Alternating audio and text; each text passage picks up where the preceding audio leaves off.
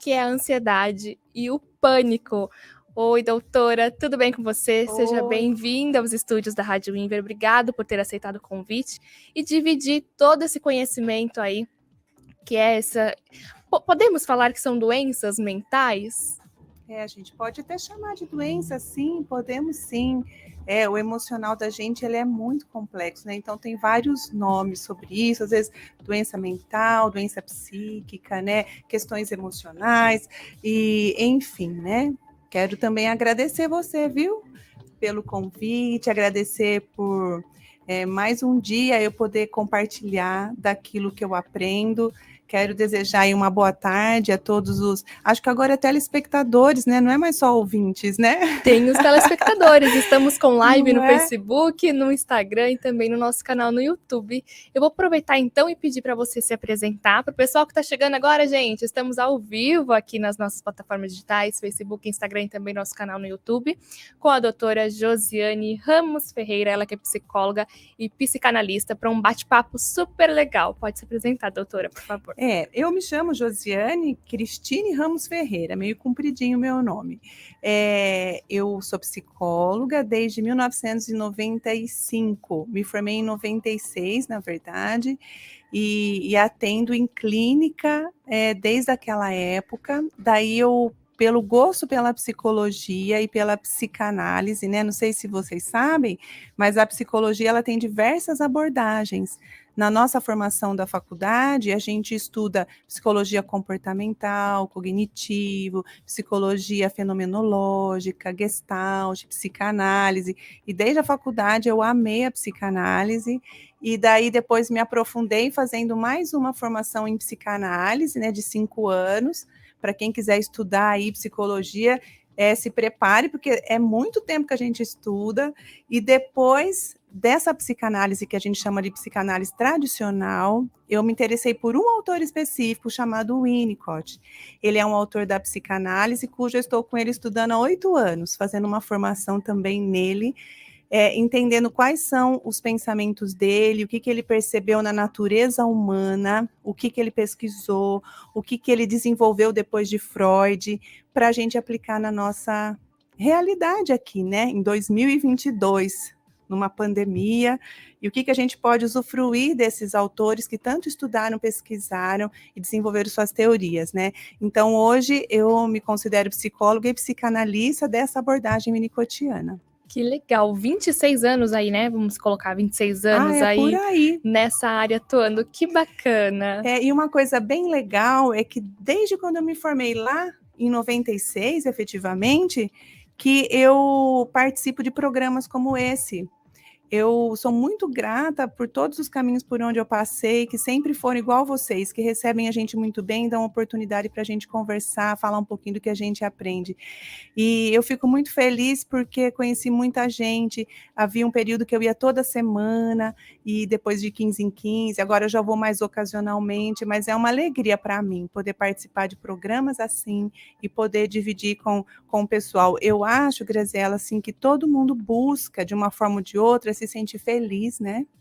E a psicologia, a psicanálise tem esse objetivo, que a gente possa se entender para a gente se sentir feliz. Esse é o objetivo final, né? Cada vez mais a gente conseguir dar conta da nossa vida e se sentir feliz. Então, eu adoro a psicanálise, a psicologia. Fico muito feliz de estar aqui. Eu que agradeço, e agradeço por você falar que a gente te recebeu muito bem, porque pra gente também é um prazer. Eu até comento, a Má tá aqui, viu, gente? Vocês que estão acompanhando pela live, a Mayara Bonfim tá aqui, ela não foi descansar, não. Ela voltou aqui. É só fingimento o nosso descanso. Ela tá aqui, ó, vai labutar aqui com a gente hoje. E a gente até comenta que a gente gosta muito porque a gente aprende. A gente até se pega assim vidrado quando vem algum convidado, porque a gente aprende junto. E é muito legal essa troca de conhecimento. E hoje se tratando de um assunto tão atual, né, doutora, que é o pânico e a ansiedade. Hoje a gente vive com alguém que tem pânico do nosso lado e muitas vezes a gente não consegue nem perceber que a pessoa ela tem essa síndrome do pânico, alguma coisa relacionada, ou até mesmo a ansiedade, né?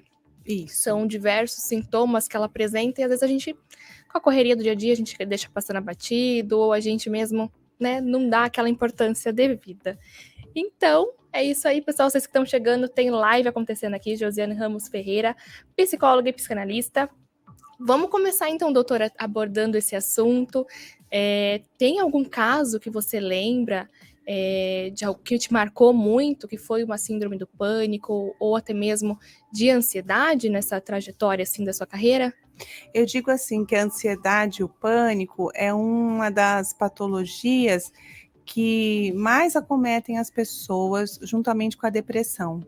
A depressão, ela ainda está aí em primeiro lugar nas pesquisas, né, de pessoas com depressão, é muito grande a quantidade, mas a ansiedade e o pânico está ali pertinho.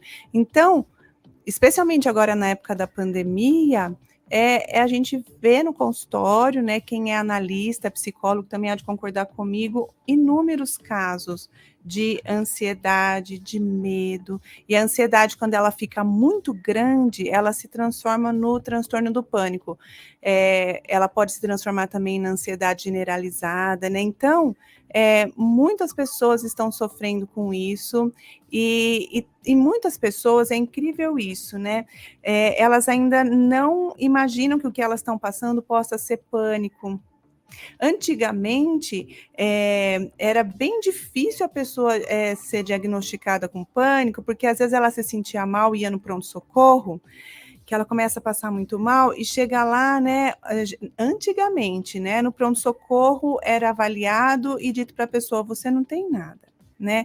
Hoje em dia já é diferente, né?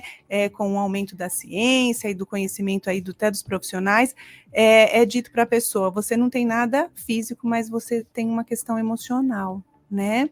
Então as pessoas elas começam a entender mais o que é o pânico, porque a nossa sociedade está mais preparada para isso, mas mesmo assim é incrível, porque tem pessoas que ainda não sabem que o que elas têm pode ser pânico e que tem tratamento para isso, tem ajuda para isso, e ela pode ter uma vida melhor, né? Por isso que eu gosto desses trabalhos assim de programa, que às vezes a pessoa fala: nossa, eu sinto isso, né, que elas estão falando, então eu preciso descobrir como que procuro ajuda. Aí, conversando aqui, ela pode ter, né, um caminho bem claro para ela de como ela se ajudar. Então, que nem voltando à sua pergunta, muitos casos de pânico. E quando tem situação assim, situações de ambiente como o nosso da pandemia, aumenta o número, porque as pessoas ficam com mais medo, com mais ansiedade, né? E outros transtornos também, né? Que nem aumentou muito o transtorno obsessivo compulsivo, da pessoa querer lavar muito, se limpar muito, né? Por conta do álcool gel, toda essa coisa, né? O número de alcoolismo também aumentou. Então, transtornos alimentares, tudo isso faz parte da reação do nosso organismo, da nossa mente, da nossa alma, mediante uma situação estressante que nem foi e está sendo ainda, né? A pandemia. É isso aí. E qual que seria a diferença? Você falou algo muito interessante que foi que da ansiedade se gera o pânico. Qual que é a diferença do pânico para a ansiedade? Uma coisa que a gente tem que saber, que nem, por exemplo, a ansiedade normal, quando a gente, que nem eu estava me organizando para vir para o programa hoje, né? Se eu vou chegar a tempo, dá aquela ansiedade, né? De chegar e de fazer o programa, de que dê tudo certo, né? Esse é um tipo de ansiedade.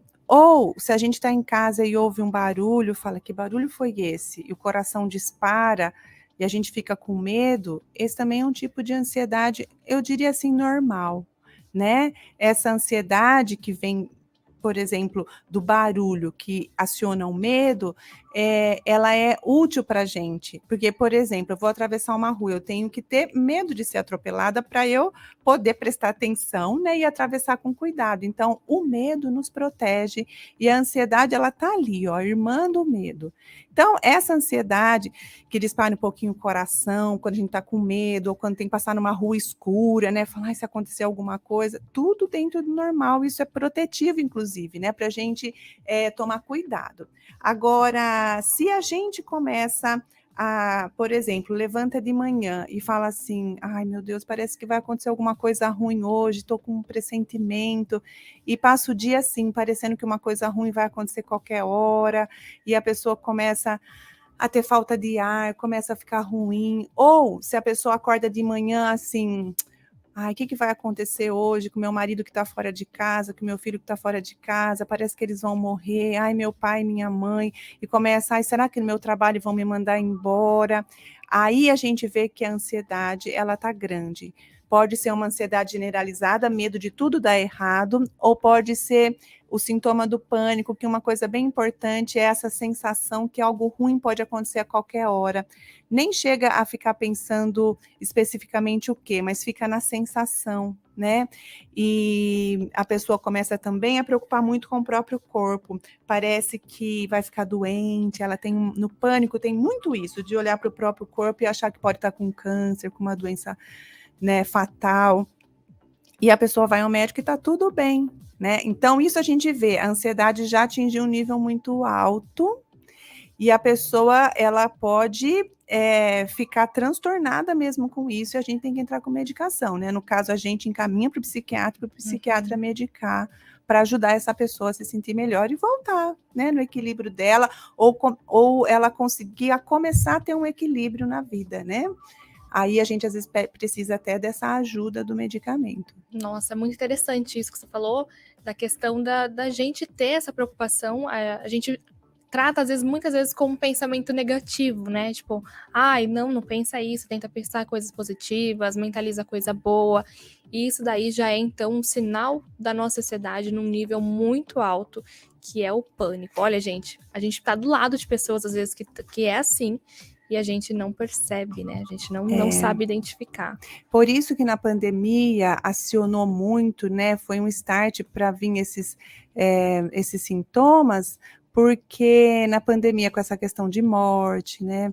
Tudo que a gente está vivenciando, então muitas pessoas, inclusive, surtaram, elas ficaram confusas e perdidas, tamanho o medo que elas ficaram, né? E aí a ansiedade, ela extrapolou e a pessoa precisou ser medicada, porque chegou no nível até da mente não aguentar tudo aquilo, né? E ela precisar de uma ajuda bem grande, né? Para ela se sentir melhor.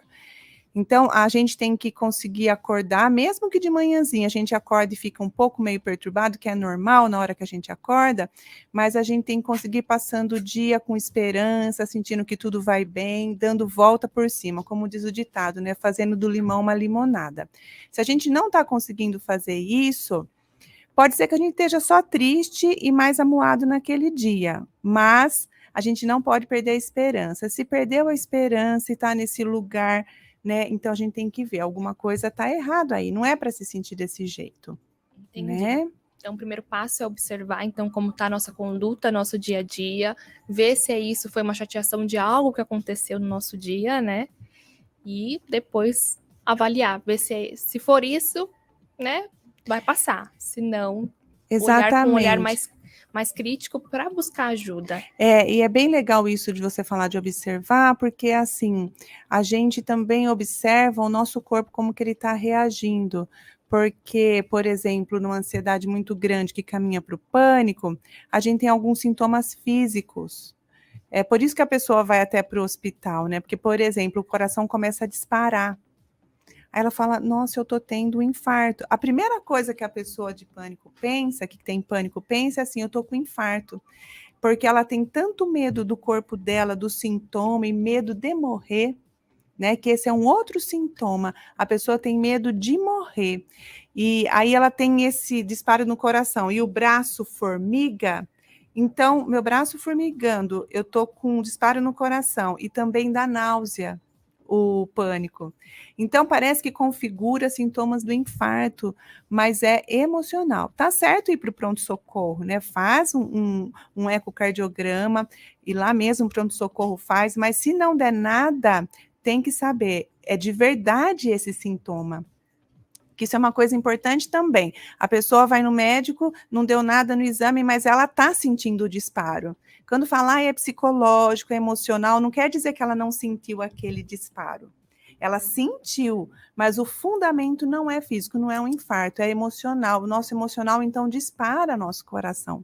Isso que a gente tem que saber, porque às vezes as pessoas falam assim, o médico falou que é psicológico, então eu não senti o disparo no meu coração. Não, você sentiu o disparo no coração, só que você não está correndo perigo.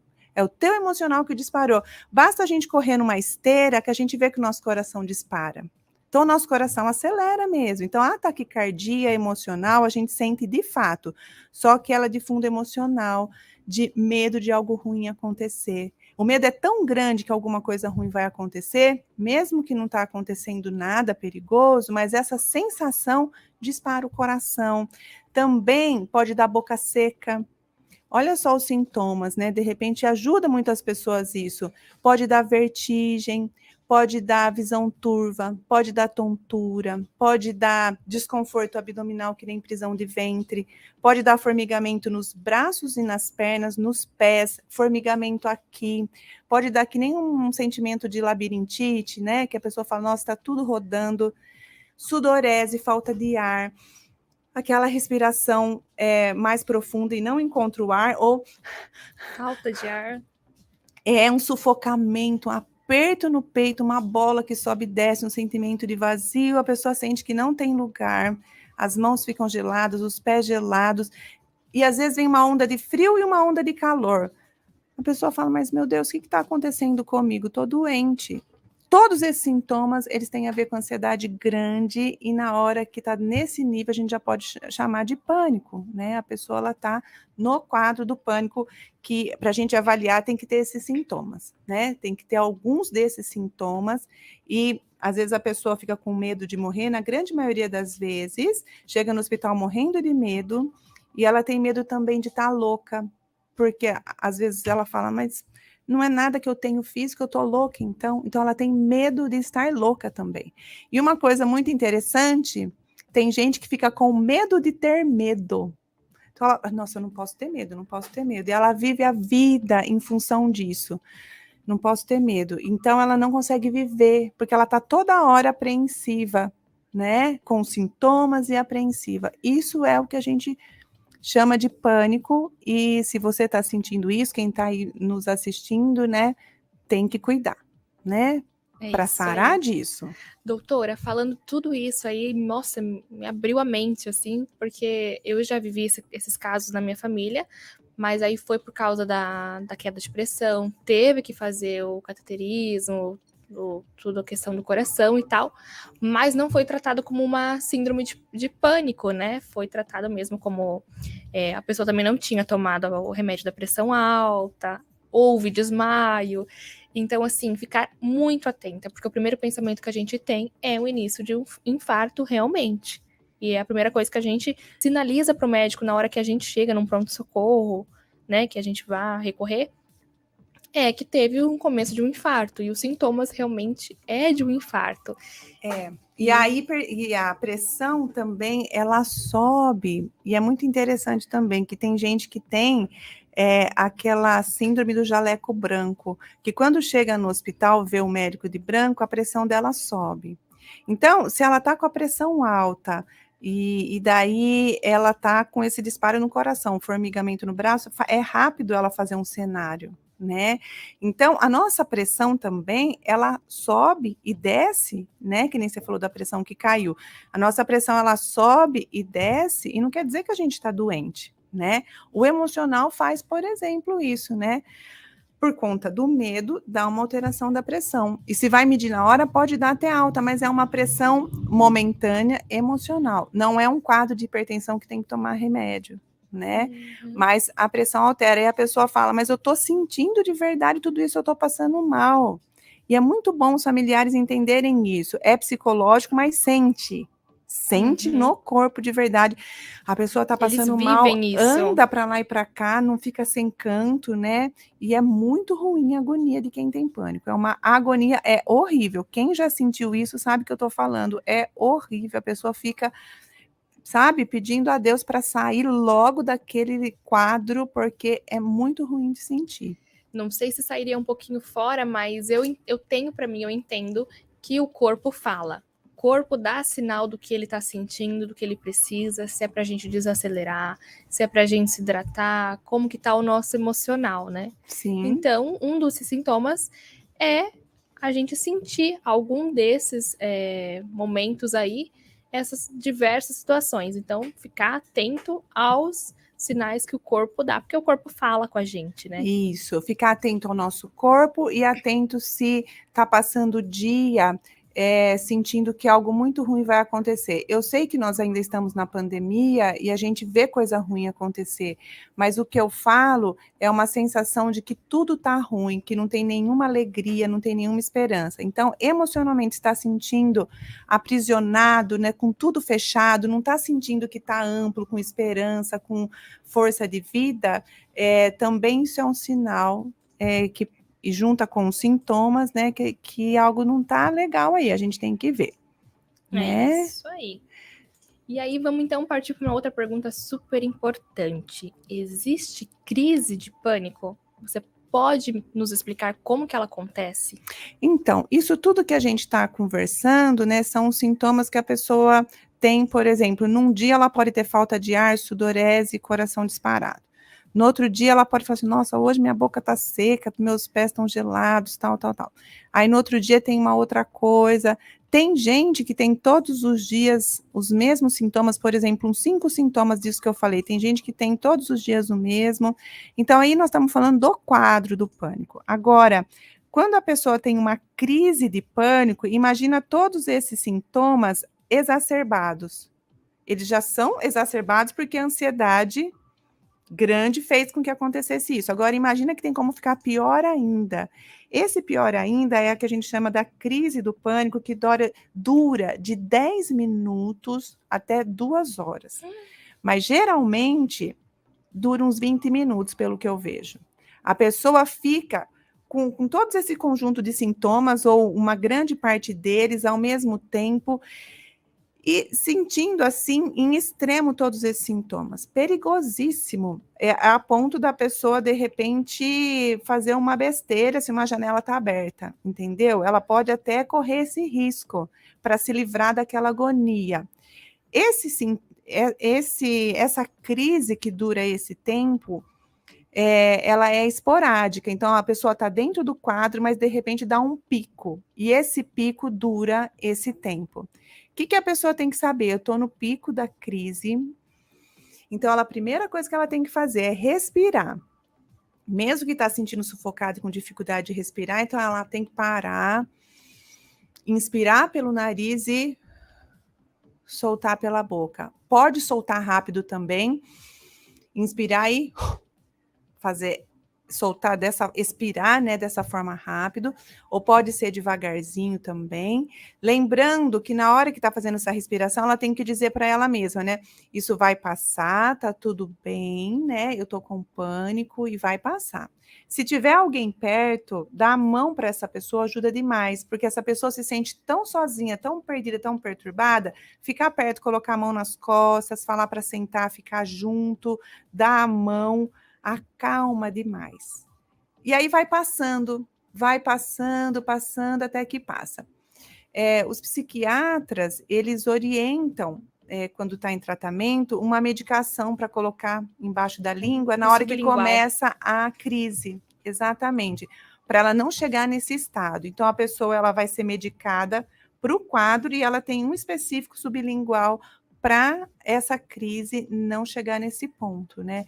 Então, faz o tratamento certinho, acompanhamento terapêutico também, para a gente ver por que o emocional desenvolveu, né, esse pânico, e daí vai acompanhando, e daí o bacana é isso, a pessoa não vai tomar remédio a vida toda, ela vai se organizar, com a terapia também ajudando, aí ela vai desmamar, que a gente chama, né, desmama o remédio, e daí ela se integra. É muito importante o trabalho da terapia junto, porque tem muita gente que está tratando no psiquiatra, já sabe que é pânico, está controlando com medicamento, mas por não fazer a terapia, ela vai tomar remédio por mais tempo, né? Fazendo terapia, geralmente é assim, a pessoa toma remédio por menos tempo, porque a compreensão, o trabalho interno, entender por que está desse jeito, ajuda a parar de tomar o remédio, né? Não ir tão longe com o remédio. Então, a terapia ajuda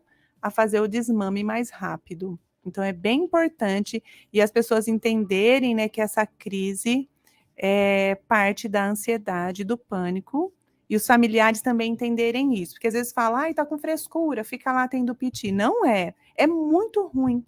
quem sente isso. Então, fica perto e ajuda e leva para o médico, leva para o psiquiatra. Se for à noite e está muito angustiado, vai para o pronto-socorro. Hoje os médicos já estão mais preparados para lidar, né? Mas procure depois o terapeuta. E se for o caso, né, o terapeuta vai ajudar a avaliar. Se for para o psiquiatra entrar com medicamento, o terapeuta indica também o psiquiatra. Gente, que interessante. De 10 a 1 hora que dura isso? Pode durar? Pode durar de 10 minutos até 2 horas, mas a média são uns 20 minutos. 20 minutos, na Mas maioria tem dos gente casos. que passa um pouquinho e fica... E quando a muito pessoa ruim. tem essa crise, ela fica lúcida, ela tá sóbria, ou às vezes ela pode perder até a consciência, como você disse, do exemplo da janela. Por ter milhões de coisas acontecendo na mente dela, o corpo dela, ela fica meio que inconsciente, às vezes Ela não pode... chega a ficar inconsciente, mas ela chega a ficar com tanta agonia que dificulta o pensamento. Por isso que quem está perto pode falar, calma, tá tudo bem, você só está tendo uma crise de pânico, a crise de pânico vai passar, você vai ficar bem daqui a pouquinho, e falando, né, para a pessoa ir ouvindo essa voz, porque às vezes a agonia é tão grande que não consegue pensar, né, ela não fica inconsciente, mas fica com dificuldade de pensar, então essa voz no ouvido, e se a pessoa está em casa sozinho, que pode acontecer também, tenta chamar alguém pelo WhatsApp, porque mesmo pelo WhatsApp, né, pelo telefone, a pessoa falando ali, calma, tá tudo bem, você só tá tendo uma crise, senta, respira, a gente pode falar isso por telefone mesmo. Senta, respira, eu vou ficar aqui com você no telefone até você se sentir melhor. Senta, toma uma água, né? E a gente vai acompanhando. Tá melhor, né? Tô ficando melhor. Aí a gente fala, vai tomar uma água, né? Senta de novo, né? Fica perto de um ventilador. E a gente vai no telefone com essa pessoa até ela melhorar. Aí chega uma hora que ela fala, não, tô bem agora, né? Aí passou. Então, por telefone também a gente pode ajudar. De repente, a gente está conversando com alguém, a pessoa começa a passar mal, a gente não tem que ter medo disso. A gente pode ir por esse caminho que dá sempre certo. Não virar as costas, continua a ligação. Continua, porque às vezes a gente acha que só um médico, psicólogo vai saber lidar, mas a gente entendendo, a gente é de um grande apoio para as pessoas, porque ela fica muito desamparada na hora e confusa. E aí a gente pode ajudar dizendo, calma, tá tudo bem. Segura na mão e fala, vai passar, e realmente passa. Muito legal essas dicas que você deu, da gente poder acalmar a pessoa, a gente passar essa confiança para a pessoa. E falando sobre isso, o que fazer se alguém está passando pela ansiedade, pelo medo e pelo pânico? Então, primeiro assim, gente, não tem que acordar e falar assim, nossa, eu tô com pânico, eu já vou tomar um remédio, né? Eu vejo muito isso as pessoas falarem, nossa, eu tô ansiosa, eu já vou tomar um remédio. Não, a gente precisa saber que se eu tô ansiosa, se eu tô com medo, se eu tô com pânico, alguma coisa aconteceu no meu interior que chegou nesse ponto. Ai, mas o que pode ter sido, né? Um roubo na nossa casa que, né, foi um trauma e por isso que eu desenvolvi o pânico? Pode ser, né? Que é o estresse pós-traumático, a pessoa pode ficar com pânico de algum episódio que ela passou, andou de avião, o avião deu muita turbulência, depois disso ela começou a desenvolver o pânico, né? Pode ser, mas mesmo quando houve algo assim, a gente entende que teve algo anterior a esse episódio que aconteceu na vida da pessoa que fez com que ela desenvolvesse esse pânico e essa ansiedade. Então, a gente tem que pensar, o que aconteceu na minha vida que desenvolveu isso? Não vai direto para o remédio. Se você não entender direitinho, né, não conseguir achar por si só, procure um terapeuta para ajudar. Geralmente, gente, aconteceram coisas, pode parecer incrível isso, mas é bem verdade, na clínica a gente vê. Quando a gente era bebê, aconteceram coisas que nos deixaram muito em estado de agonia. Por exemplo, o quê? Vamos supor um parto difícil, que a gente achou que ia nascer e não nascia, porque o parto estava difícil. E a gente teve, por exemplo, uma EQM, que é uma experiência de quase morte. A gente vai ter esse registro que quase morri quando eu nasci. E aí a gente vai ficar com esse emocional marcado de uma forma surpreendente, porque quanto menor a gente é, mais forte é o registro. Então, eu posso viver a vida sentindo que eu vou morrer a qualquer hora, mas por que eu sinto isso, né? A minha amiga não sente, né? meu amigo não sente, ninguém sente isso à minha volta, né? Aí a gente vai vendo que lá no parto teve uma experiência de quase morte. Então a pessoa sente isso porque o primeiro registro dela foi que o mundo é isso, né? Então ela fica nesse lugar. Parece que eu vou morrer a qualquer hora. Um outro exemplo, quando a gente é pequenininho, a gente precisa que a mãe cuide da gente. Não sei se vocês já pensaram nisso, mas se a gente ficasse em cima da cama ou do berço sozinha, a gente teria morrido. Porque ninguém levanta e vai na geladeira pegar um leite, ninguém levanta e vai para o banheiro ou vai tomar um banho, nada disso, né? O bebê depende 100% do ambiente. Se o ambiente não compareceu, não pôde estar de forma adequada por repetidas vezes, esse bebê sente que é tudo muito perigoso e ele vive o que a gente chama de agonia impensável. O Winnicott trabalha muito esse tema. A gente pequenininho que não entende nada desse mundo ainda, a gente entra numa agonia impensável. Quando adulto, esse mal-estar parece que uma coisa ruim vai acontecer, tem memórias de quando a gente era bebê. E a gente fica com medo do retorno daquela agonia. Então eu fico com medo de sentir de novo aquilo que eu senti quando era bebê. Esse que é o sentido mais importante que eu vejo, do que eu estudo, pesquiso, de quando a gente tem aquela sensação de que algo ruim vai acontecer, é o medo de voltar a sentir aquilo que eu senti quando era pequeno. Nossa, mas foi muito forte? Foi. A exemplo de cair num abismo para sempre, sem ter chão, né? Um cair para sempre. A exemplo de ser solto na galáxia e não ter lugar, essa coisa sem chão, sem contorno, sem nada, uma agonia impensável. E chama agonia impensável porque a gente não tinha mente para pensar quando era bebê. Então é uma coisa horrível. Hoje, se a gente teve experiências assim, a gente pode desenvolver o pânico, que tem esse registro. Então, eu falo, mas por que eu sinto isso? Então, nós vamos investigar desde quando você nasceu. E daí, entendendo isso, a pessoa vai melhorando, a gente vai cuidando dessa pessoa, vai mostrando. É interessante que parece que a pessoa volta quando ela era bebê. E a gente vai mostrando, não, eu tô aqui, você não está correndo perigo. E a gente vai mostrando um outro jeito de viver, e a pessoa vai vendo que aquele jeito foi o dela, mas tem outros, né? E daí ela vai se integrando, a gente chama, e ela vai melhorando. Se a pessoa faz esse processo, se ela levanta e fala assim, nossa, se eu estou sentindo isso é porque tem alguma coisa a ver com o meu emocional, vou procurar um terapeuta, né? Ela vai encontrar uma ajuda e vai melhorar. O pânico é um problema aí de saúde que tem cura, né? A pessoa ela pode ser curada, nunca mais sentir isso. De vez em quando ela pode sentir, mas ela já está tão sabendo manejar isso que não atrapalha mais. Se ela não procurar ajuda, ou ela vai tomar remédio para sempre, ou ela vai ficar sofrendo achando que esse é o único jeito de viver. E não é. A gente pode viver de um outro jeito. Então, a pergunta, né? O que a gente faz? A gente avalia Pode tomar e fala, vamos procurar ajuda. É isso.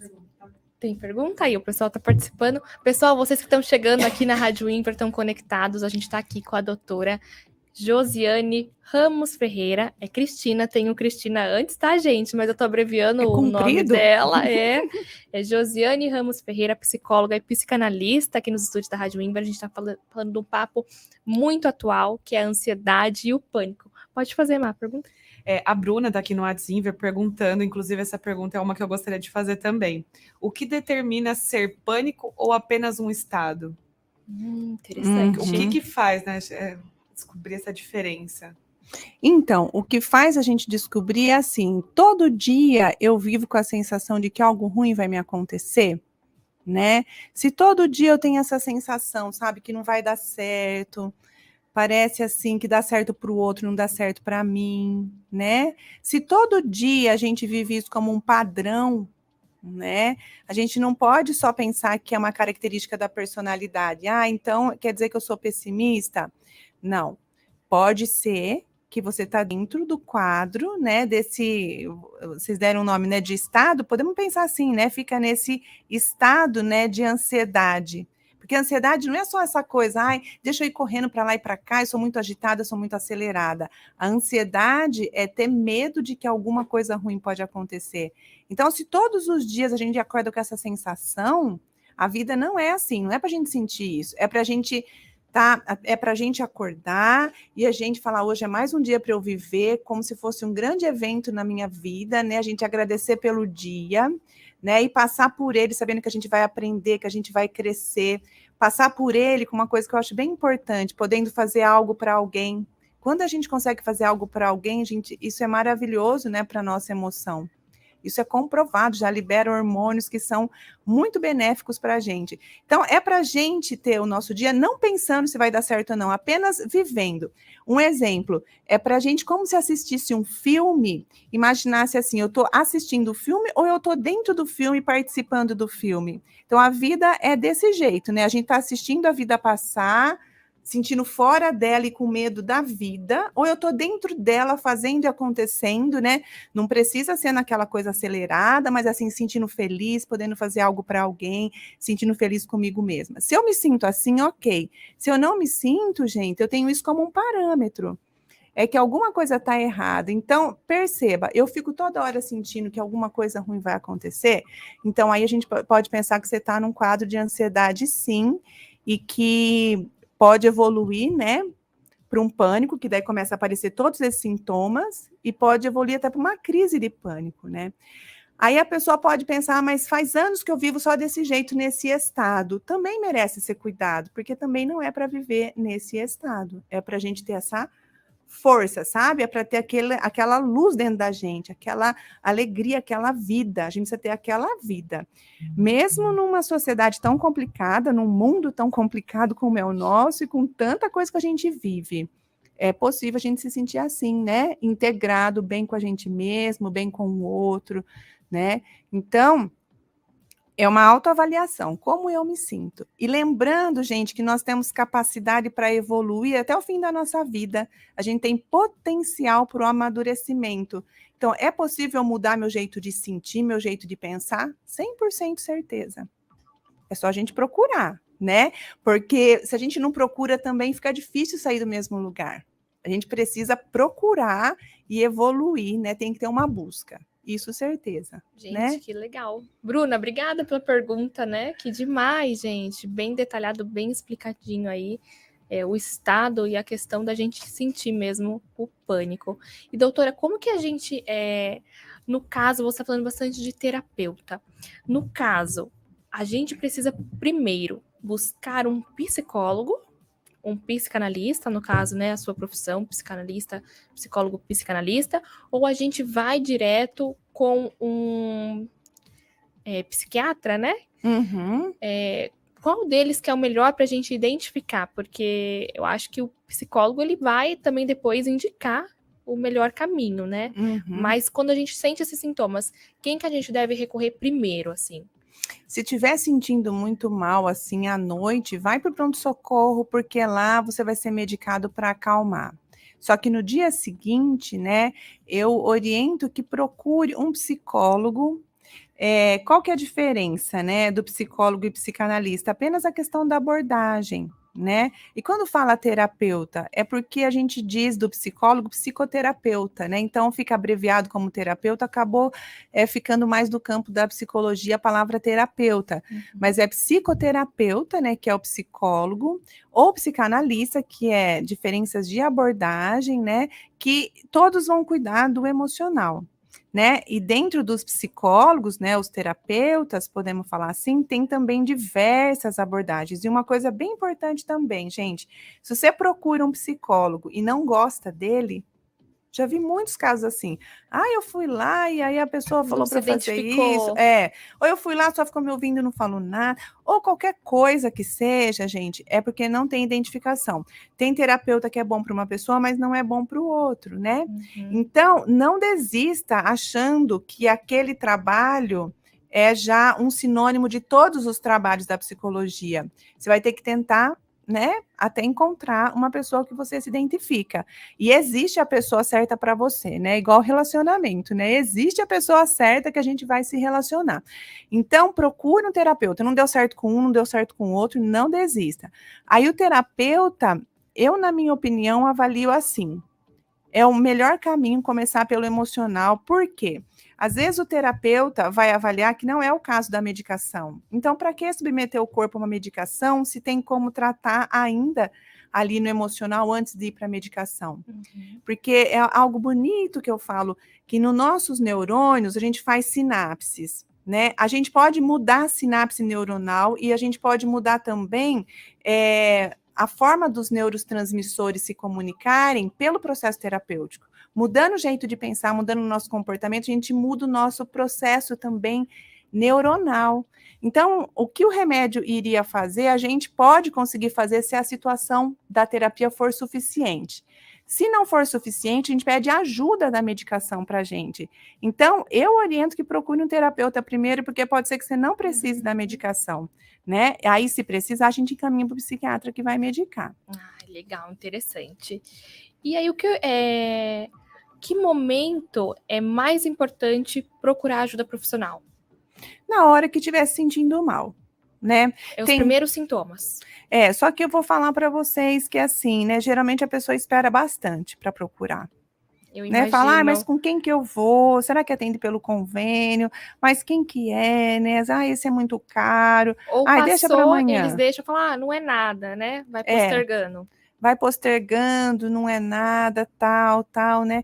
Então, geralmente, a pessoa já está há um longo tempo passando pelo problema, que daí ela procura.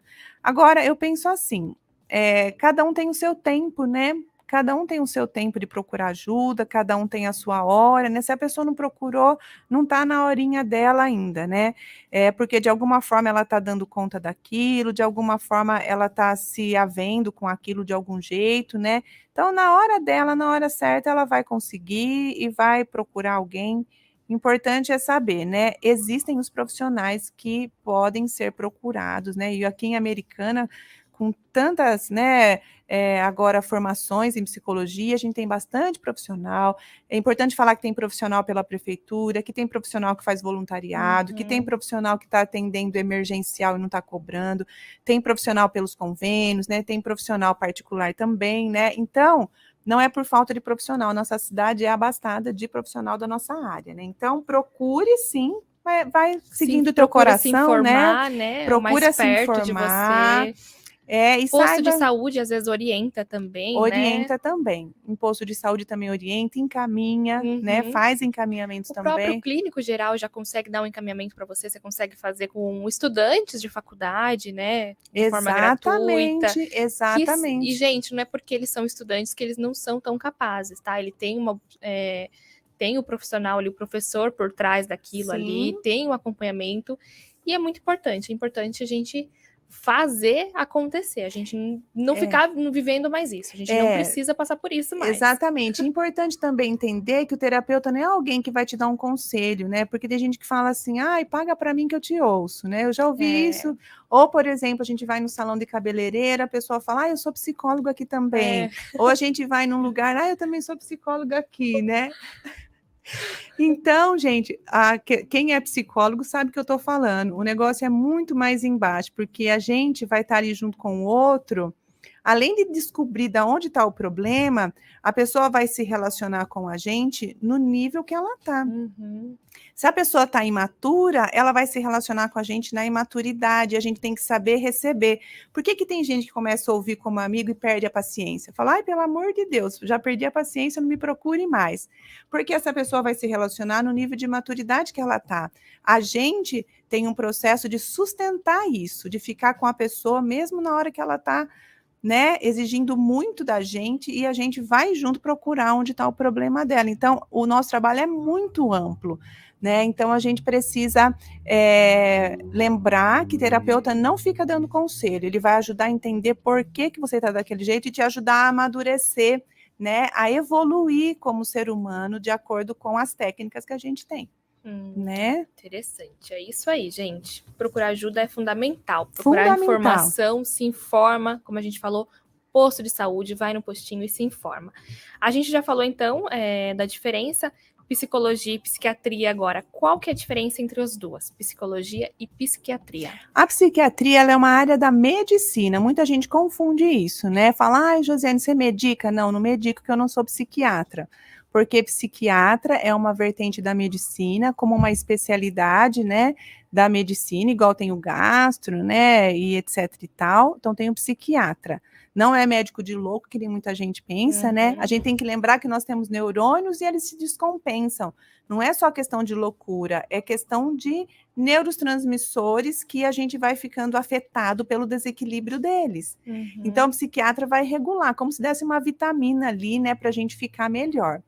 E o psicanalista, o psicólogo, não medica, e ele vai entender da dinâmica emocional e vai entender que nível de maturidade a pessoa está e ajudar a pessoa a evoluir. Então, tem essa diferença importante que um medica e outro não, né? Sim. Quero mandar um alô aqui para o Gustavo Tomazelli, ele que está participando sempre das nossas lives aqui, está aqui ligadinho com a gente. E aí tem uma outra pergunta aqui. Se a pessoa só tomar remédio, já é o suficiente para sua melhora? Se ela só tomar remédio, na minha opinião, não. Ela vai melhorar, porque não vai ter mais aqueles mal-estares, né, tão grande. Mas, o que acontece? Ela vai ter que conviver com a medicação, né? Ela vai ter que tomar aquele remédio. Às vezes ela até consegue interromper, fazer o desmame, mas o que eu vejo muito é que depois de um tempo volta, a pessoa tem que tomar de novo. Então, fica num relacionamento com o medicamento por muito tempo. Se faz a terapia, a chance de ficar bem e não precisar do medicamento é bem maior. Entendi. Porque daí a gente deixa de ser refém do remédio, né? Deixa Por mais de ser que refém. aqueles floral, pode ser até coisas naturais para acalmar, mas a gente acaba sendo refém. Então é importante a gente buscar, assim, uma terapia. E aí, vamos falar das crianças. Sim. Crianças também podem ter ansiedade ou até mesmo a síndrome do pânico? Crianças também podem ter ansiedade. Elas, inclusive na pandemia, muitas crianças, né, com medo de se encontrar depois, na hora que a gente voltou, né, a se encontrar. Não podia abraçar, né? Saber que não podia abraçar o vovô, a vovó, aquele medo. Criança com medo de andar no chão com o pezinho, né, descalço, porque vai pegar o vírus. Criança com medo do pai morrer, criança com medo da mãe morrer. E daí começa a ter algo que é bem específico das crianças, dor de barriga e dor de cabeça. Começa a ter febre, começa a ter dor de barriga, dor de cabeça, e daí os pais falam, mas e aí, né, o que será que é isso? Virose. Pensa na virose. Já pensa que é algo físico, né? Uma dica para os pais: peça para a criança fazer um desenho. Isso é muito joia, gente. A gente fala, faz um desenho, né, do que você quiser. Aí a criança vai fazer. Quantos desenhos que eu vi nessa pandemia? Eles desenhavam um monstro que vinha e pegava. E aí, mas o que significa isso? A gente vai, que chegava que era o Covid que vinha e consumia. Então, a criança tem medo, né, desse monstro que vem e que vai consumir, que vai destruir. E daí elas podem ter todos esses sintomas, juntamente com um bem específico para elas, que é dor de barriga e dor de cabeça. E não negligenciar se elas estiverem reclamando, né, e dizendo que estão com medo de morrer, né, falar, ai meu Deus, está com medo de morrer. Pode ser o pânico, né? A criança também, como os adultos podem sentir, a gente também tem que cuidar delas. E como que a gente pode ajudar elas? Primeiro, não negligenciando os sintomas, né? Não achando que é besteira. Agora, veja bem, gente, os pais são os maiores e melhores terapeutas dos filhos. Isso a gente tem que lembrar. Se o teu filho em casa, né, apresenta isso, e você sente que você entendeu e está dando conta dele, ok. Porque o que precisa é ter pai e mãe que dê conta daquilo que está sentindo. Não tem que pensar assim, ai, meu filho está com esses sintomas, já vou levar para o terapeuta. Primeiro, avalia a tua capacidade de dar conta ali, né?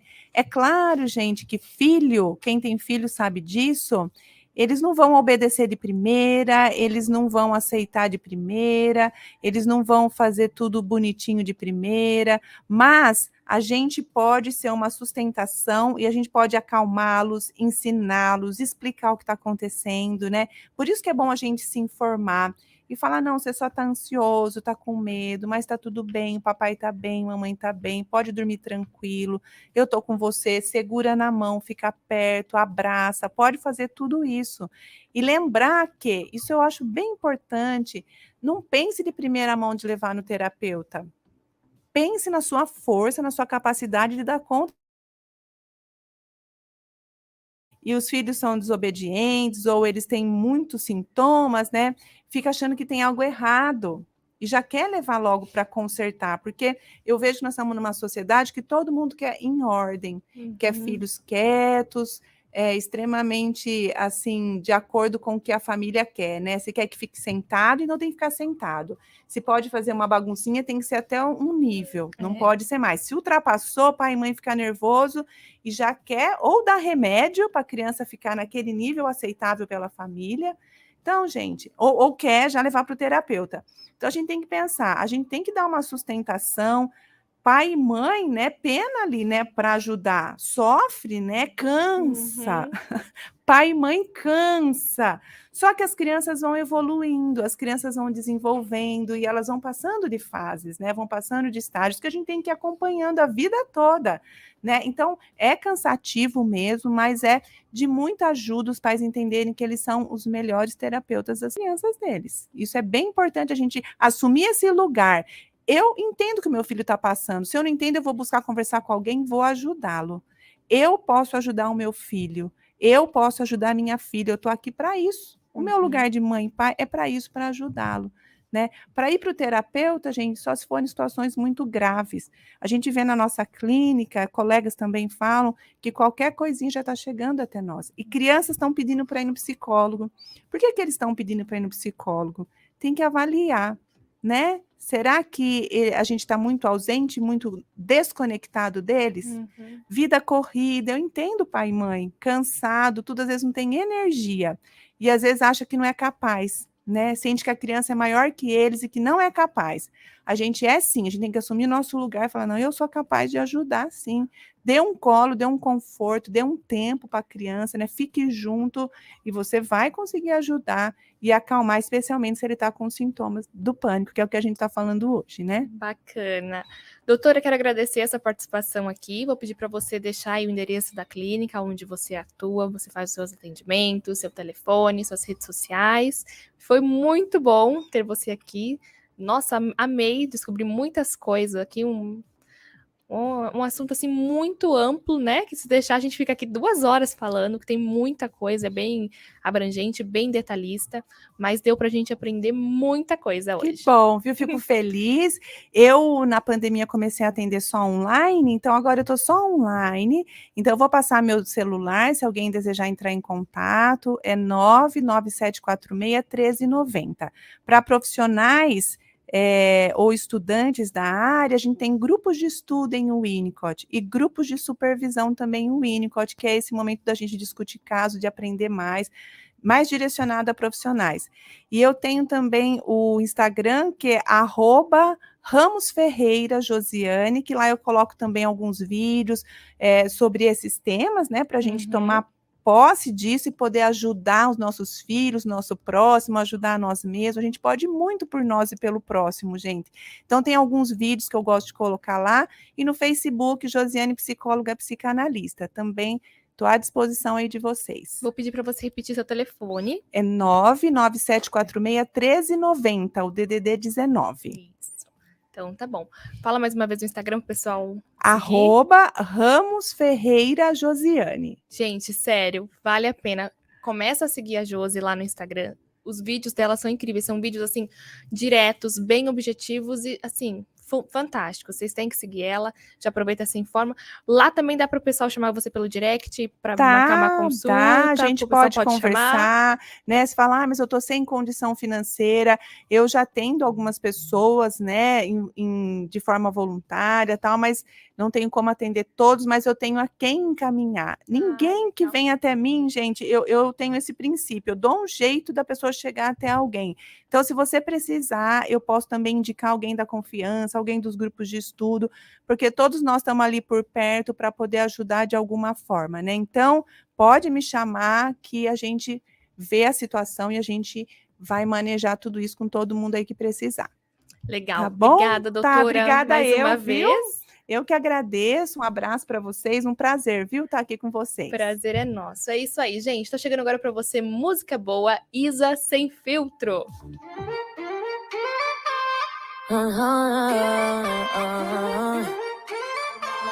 A gente junta é uma parada, a gente gente não presta. Zero compromisso, se for sempre assim nós fecha. Entra nesse quarto sem a intenção de ficar. Não vejo problema em não querer se apaixonar. É que hoje eu tô sem filtro, sem lua, sem hora, amor. Sem filtro.